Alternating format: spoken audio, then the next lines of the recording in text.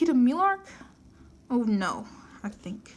Not him, because I recognize this name, although I have never spoken directly to its owner. Peter Millark. No, the odds are not in my favor today. I watch him as he makes his way towards the stage. Medium height, stocky build, ashy blonde hair that falls in waves over his forehead. The shock of the moment is registering on his face. You can see his struggle to remain motionless, but his blue eyes show the alarm I've seen so often in Prey. Yet he climbs steadily onto the stage and takes his place. Effie Trinket asks for volunteers, but no one steps forward. He has two older brothers, I know. I've seen them in the bakery. But one is probably too old now to volunteer, and the other won't. This is standard. Family devotion only goes so far for most people on reaping day. What I did was the radical thing. The mayor begins to read the long, dull treaty of treason as he does each year at this point. It's required, but I'm not listening to a word. Why him, I think. Then I try to convince myself it doesn't matter. Peter Millark and I are not friends, not even neighbors. We don't speak. Our only real interaction happened years ago. He's probably forgotten it, but I haven't, and I know I never will. It was during the worst time. My father had been killed in the mine accident 3 months earlier in the bitterest January anyone could remember. The numbness of his loss had passed, and the pain would hit me out of nowhere, doubling me over, racking my body with sobs. "Where are you?" I would cry out in my mind. "Where have you gone?" Of course, there was never any answer. The district had given us a small amount of money as compensation for his death, enough to cover 1 month of grieving, at which time my mother would be expected to get a job. Only she didn't. She didn't do anything but sit propped up in a chair, or more often huddled under the blankets on her bed, eyes fixed on the same spot in the distance. Once in a while, she'd stir, get up as if moved by some urgent purpose, only to then collapse back into stillness. No amount of pleading from Prim seemed to affect her. I was terrified. Suppose now that my mother was locked in some dark world of sadness, but at the time, all I knew was that I had lost not only a father, but a mother as well. At 11 years old, with Prim just 7, I took over as head of the family. There was no choice. I bought our food at the market and cooked it as best as I could, and tried to keep Prim and myself looking presentable.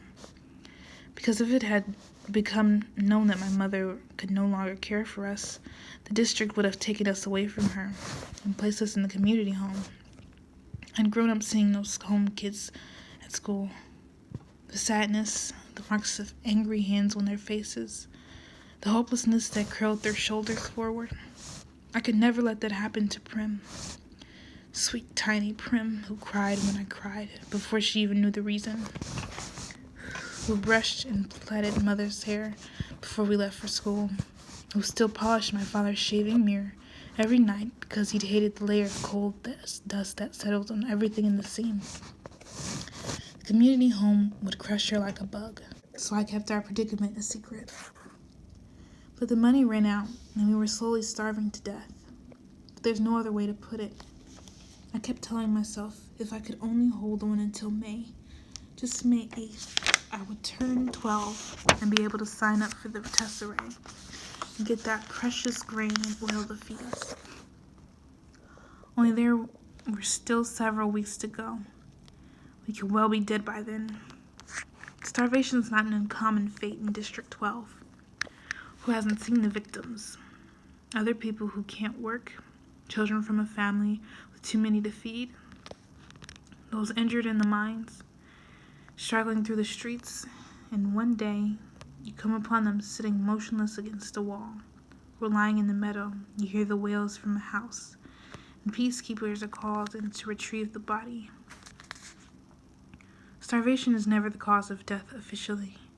It's always the flu or exposure or pneumonia, but that fools no one. On the afternoon of my encounter with Peter Millark, the rain was falling in endless, relentless icy sheets. I had been in town trying to trade some threadbare old baby clothes of Prim's in the public market, but there were no takers. Although I had been to the hob on several occasions with my father, I was too frightened to venture into that rough, gritty place alone. The rain had soaked through my father's hunting jacket, leaving me chilled to the bone. For 3 days, we had nothing but boiled water with some old dried mint leaves I'd found in the back of a cupboard. By the time the market closed, I was shaking so hard I dropped my bundle of baby clothes in the mud puddle. I didn't pick it up for fear I would kneel over and be unable to regain my feet. Besides, no one wanted those clothes. I couldn't go home, because at home was my mother with her dead eyes and my little sister with her hollow cheeks and cracked lips. Couldn't walk into that room with the smoky fire from the damp branches I had scavenged at the end of the woods after the coal had run out, my hands empty of any hope. I found myself stumbling along a muddy lane behind the shops that served the wealthiest townspeople. The merchants live above their business, so I was essentially in their backyards. I remember the outlines of garden beds not yet planted for the spring, a goat or two in a pen, one sodden dog tied to a post, hunched defeated in the muck. All forms of stealing are forbidden in District 12, punishable by death. But it crossed my mind that there might be something in the trash bins, and those were fair game. Perhaps a bone at the butcher's, or rotten vegetables at the grocer's, something no one but my family was desperate enough to eat. Fortunately, the bins had just been emptied. When I passed the baker's, the smell of fresh bread was so overwhelming I felt dizzy. The ovens were in the back, and a golden glow spilled out the open kitchen door.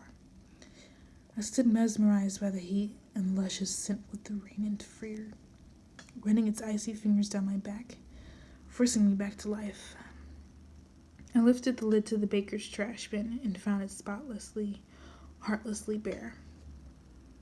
Suddenly, a voice was screaming at me, and I looked up to see the baker's wife, telling me to move on, and that I want her to call the peacekeepers and how sick she was of having those brats from the scene pawing through her trash. The words were ugly, and I had no defense.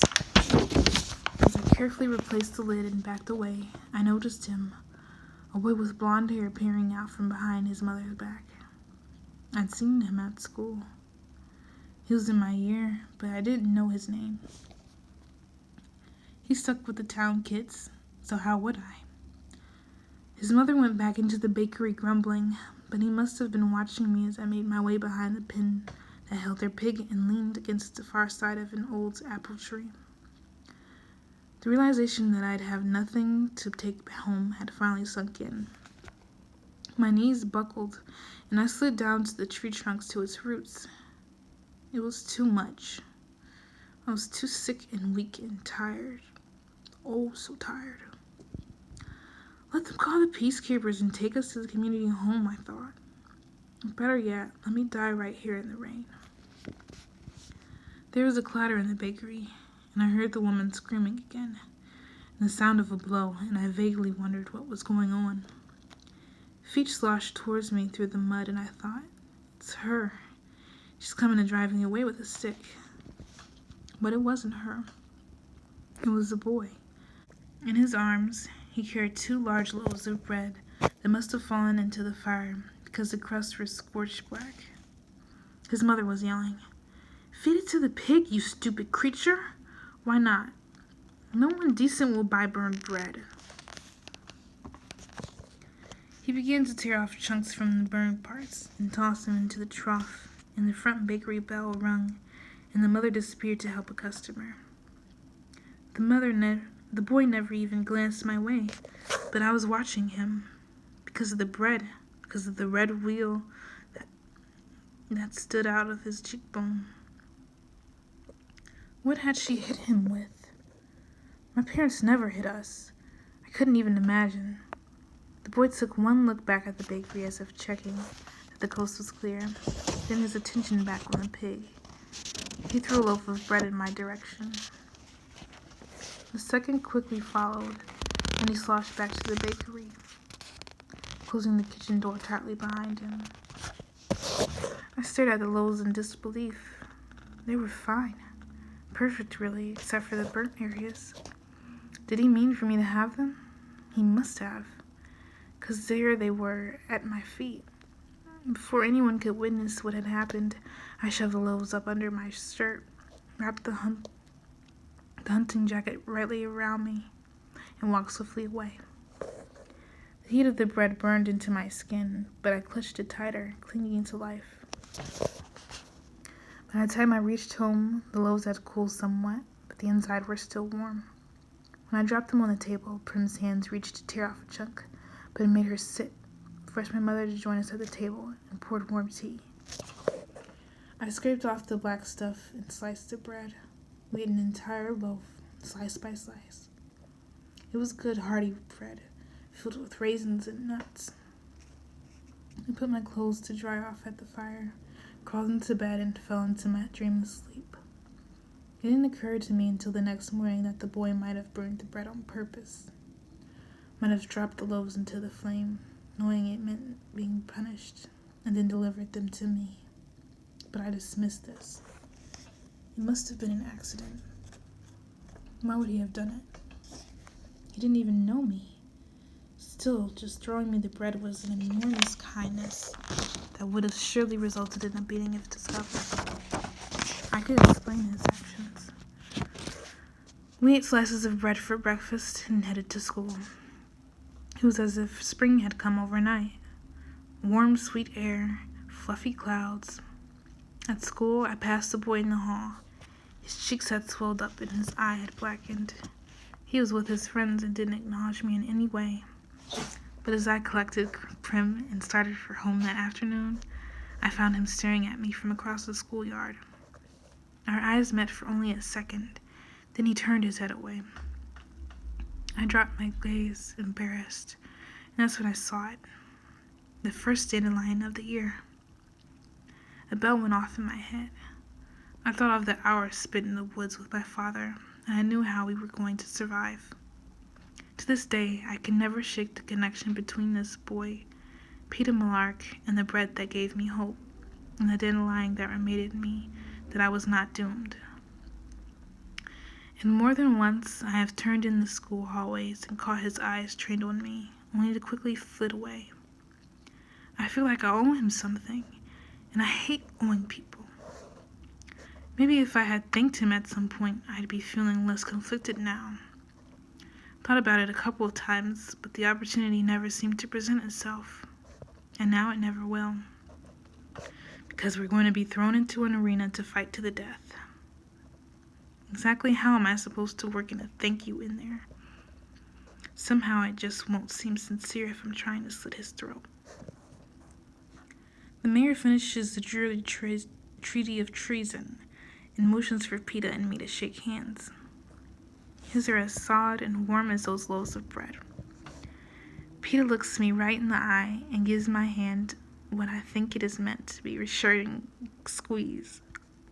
Maybe it's just a nervous spasm. We turn back to face the crowd as the anthem of Panem plays. Oh well, I think. There will be 24 of us. Odds are someone else will kill him before I do. Of course, the odds have not been very dependable of late.